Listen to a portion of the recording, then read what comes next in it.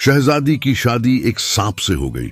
जब शहजादी को इस बात का पता चला कि यह इंसान नहीं सांप है, तो उसने सांप से कुछ ऐसा पूछा कि सांप गुस्से में आ गया और बदले में शहजादी की जिंदगी में एक ऐसा तूफान आया जिसे सुनकर अब सबके रोंगटे खड़े हो जाएंगे कि कहानी बहुत ही दिलचस्प है।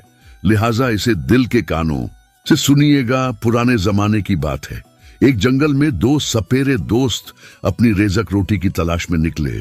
उनका यही काम था, सांपों को पकड़ना और बेचना। आज सुबह से वो जंगल में घूम रहे थे, लेकिन उन्हें कोई सांप नजर ना आया। वो दोनों थक हार कर एक दरख्त की छांव में बैठ गए। उस दरख्त के पास सांपों का एक बिल था।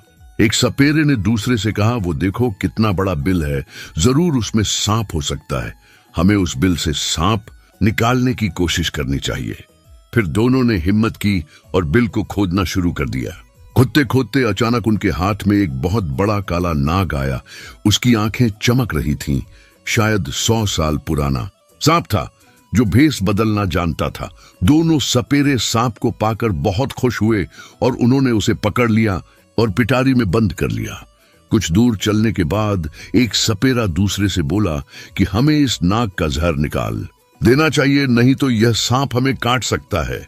जब उन्होंने पिटारी खोली तो दोनों हैरान रह गए। उस पिटारी से नाग गायब था और उसकी जगह एक बहुत खूबसूरत नौलखा हार था। सपेरे हार देखकर बहुत खुश हुए।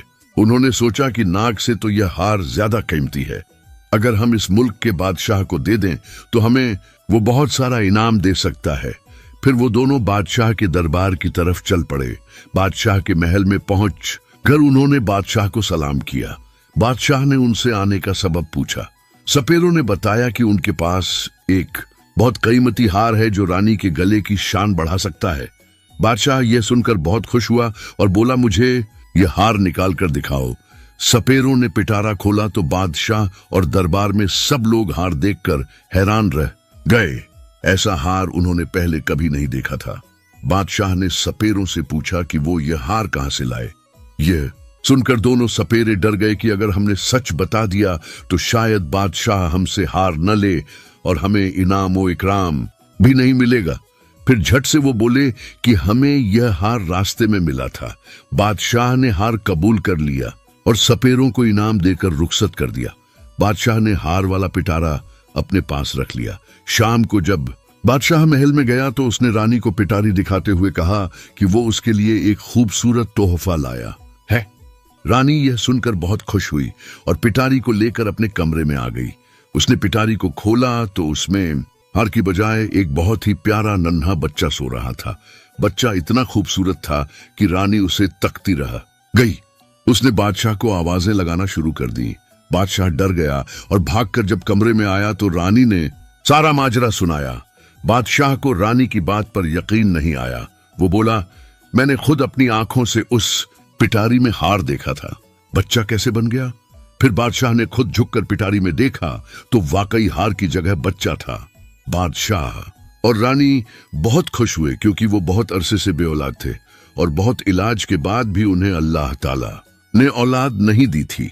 उन्होंने सोचा कि यह बच्चा खुदा ने दिया है और वो इसे अपना बेटा बनाकर पालेंगे।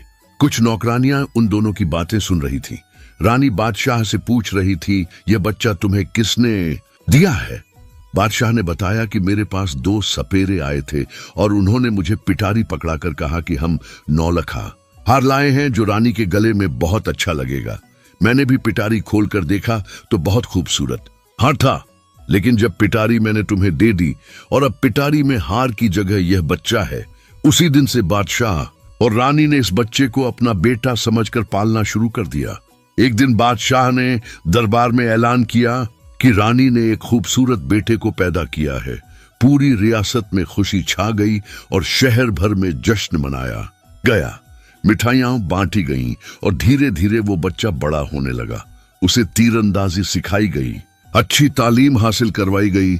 आहिस्ता आहिस्ता वो लड़का जवान हो गया। जब वो शादी के लायक हुआ तो बादशाह ने रानी से उसके ब्याह की बात की। रानी भी इस बात से खुश थी। बादशाह की रियासत के पास एक और रियासत थी जिसके बादशाह का नाम बिलाल था। उसकी एक बहुत खूबसूरत बेटी थी जिसका नाम फूल शहजादी था। फूल शहजादी को